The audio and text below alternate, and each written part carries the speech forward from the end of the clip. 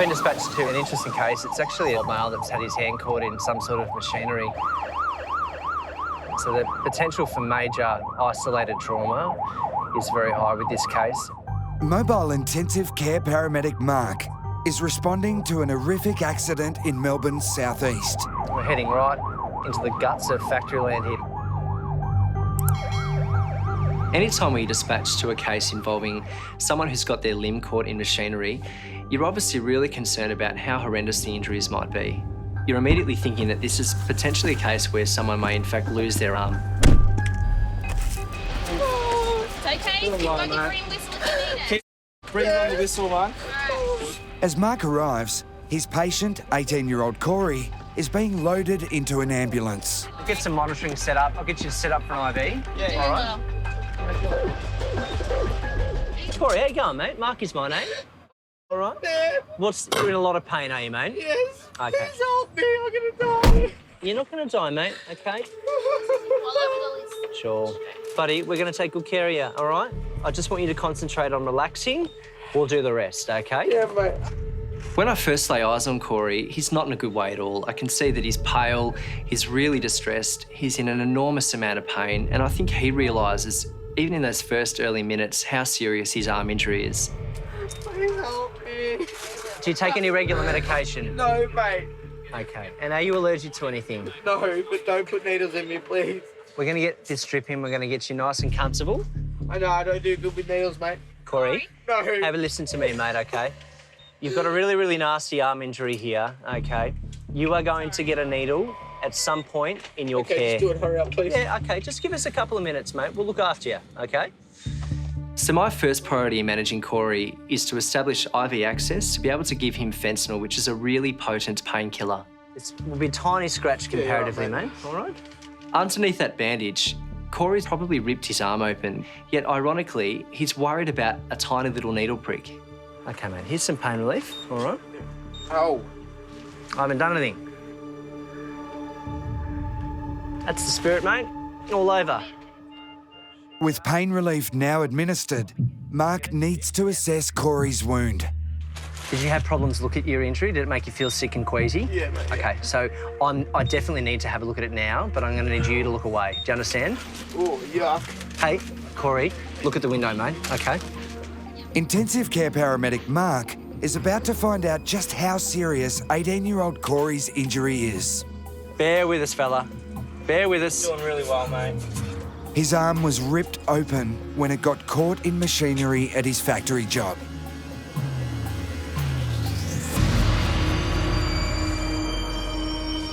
This is a really graphic wound. There's actually a large segment of tissue missing, and I can see all the way down to the bone.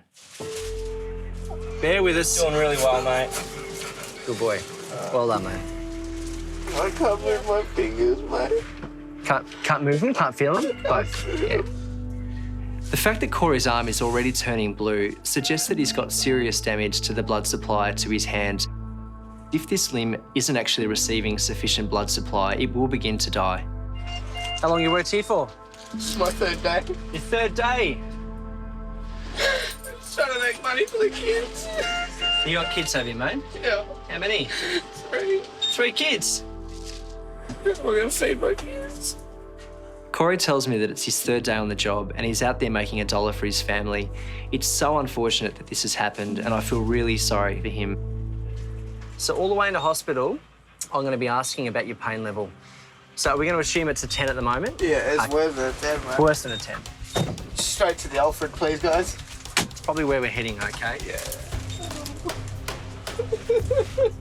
You'll be okay, buddy, all right? I'm right to go, mate. Yeah, thanks. Yeah. Corey is now being taken to the Alfred, one of Melbourne's leading trauma hospitals. The earlier that he can have surgery, the better the likelihood is that he'll keep his arm. You're a big boy, mate. Keep fit. Running around with the kids, mate. That's what happens, eh? Running after kids. Yeah, I got one of my own, another one on the way. Micah paramedic Mark is en route to hospital with 18-year-old Corey. Boy or girl? I've got Jack, he's just turned 2, and the other one we're not sure of yet. It's a bit early, so... I wouldn't find out, mate. It's the best thing ever. The surprise? Yeah. Yes? I'll have to run that past the missus. the young father of 3 is in danger of losing his arm after it got caught in a factory conveyor belt. This is one of the worst injuries I've ever seen. And it's really important that I engage him in conversation about things other than what's happened tonight. He's having the worst time of his life, and I really don't want him to be solely focusing on the nature of his injury. My kids love the ambulance. Do they? My little boy, all he goes is beep, beep, beep, wee-wah, wee-wah. That's all he does. While Mark has now been able to calm Corey down, the veteran paramedic is very aware of the ramifications of this horrific injury. So you're going to be a bit of a celebrity when we get into the Alfred Hospital, mate, because I've told them about your injury. There's going to be some very important people there to have a look at you pretty early on in the piece, OK? Which is good news for you, because you need specialist help for this, OK? I'm going to lose my arm. I have taken some very, very serious injuries to this hospital and have been seriously impressed with what they've done with them, OK? So you're in the best possible hands tonight. So Corey's asking me if he's going to lose his arm, and honestly, based on the assessment of his injuries, I can't exclude that that's not going to happen. Even if doctors can save Corey's arm, he will still face multiple surgeries and an extended rehabilitation. I really hope that he's able to return to work and provide for his family, but I'm really not sure.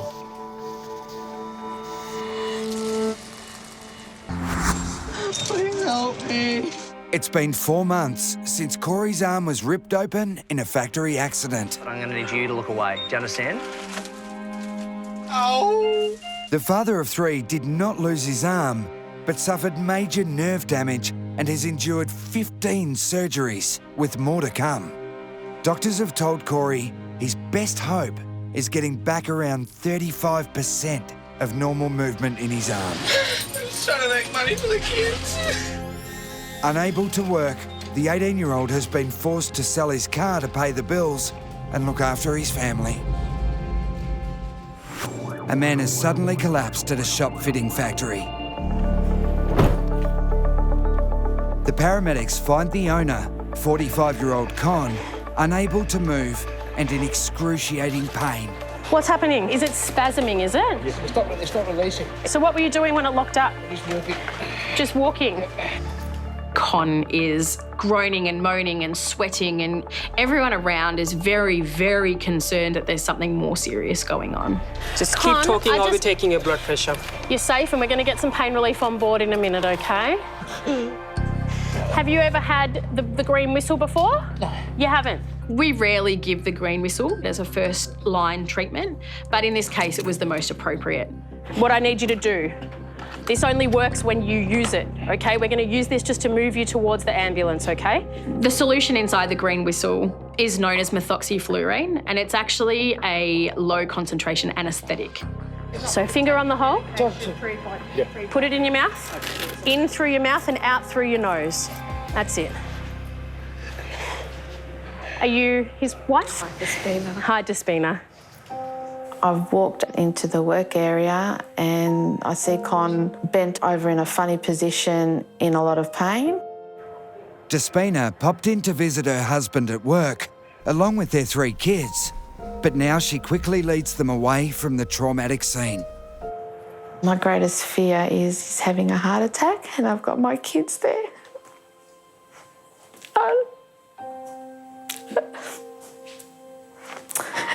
I didn't want them to see him like that. Hey, you've got the pain relief in your hand. That's it. Con, All right. do you think you can shuffle to this stretcher? Can you stand? Factory owner Con has collapsed with excruciating back pain at his workplace. Now, Taz and Amanda need to get him to hospital for scans to determine the cause and see if there's any permanent damage. Now, do you want to lie job. flat or you want to sit up? Flat, please. Flat, okay. Good job. Let me know where to stop. You're doing really well. Suck on the whistle, suck on the whistle. Keep using that green whistle, Con. It only works for about 25 to 30 minutes. We'll give you something stronger, okay? It's estimated the cost of chronic back pain to the Australian economy is $5.7 billion a year. And right now, Con's looking like he could be one of those statistics. Just keep your hand on my knee. Don't worry, it's not cheating, I promise. With the effects of the green whistle fading, Taz is following up with some intravenous pain relief. Okay. Oh, straight in. Look at that, see? It's what happens when the expert does it.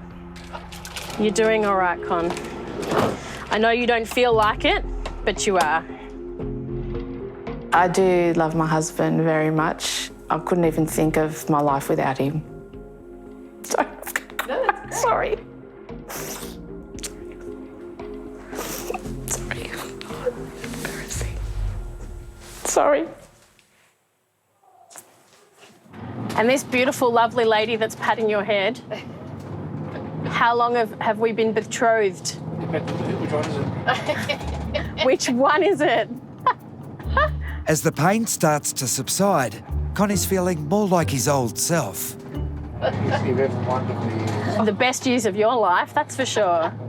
Taz has got an excellent wife too. She cooks, packs him lunch every day, makes him fresh chai in the morning. What a woman. Happy guys, you haven't had kids yet. Oh, no. Taz, how many kids have you got, Taz? 2. 2. And you still get breakfast in bed. Wow. That's the definition of true wife. 2 wives. True. Not 2. True. Taz and Amanda were magnificent. They kept Con and myself calm. They were just brilliant, brilliant. Well, he's got his sense of humour back, so he's definitely comfortable. I'm not sure he ever lost that, to be honest. Cheeky man. Despina was fairly concerned that today was going to be the day that she was going to lose her husband. Not on my watch. With Con delivered safely to hospital, he'll soon learn the cause of his paralysing pain. If he needs surgery, it could be a long time before he's back running his business. Thanks, love. 45-year-old Con is now recovering at home with his wife Despina after having spent 5 days in hospital. He was treated for 3 dehydrated discs in his back, which caused him to collapse at his factory in excruciating pain. I think it has been a little wake-up call. I think he realises he needs to look after himself more and not work as hard as he does. Lucky for Con, he won't need any surgery and will be back at work in a few weeks. I always look after you. Yeah, you do. Yeah. Look after everyone. And if it was me, you'd look after me. Yeah. Despina's probably one of the most caring people I know. Love of my life, a great mum and a great wife. Yeah, like it could have been a lot worse. Serious? That's Yeah, right. he'll be right. That's right. You get back into it now.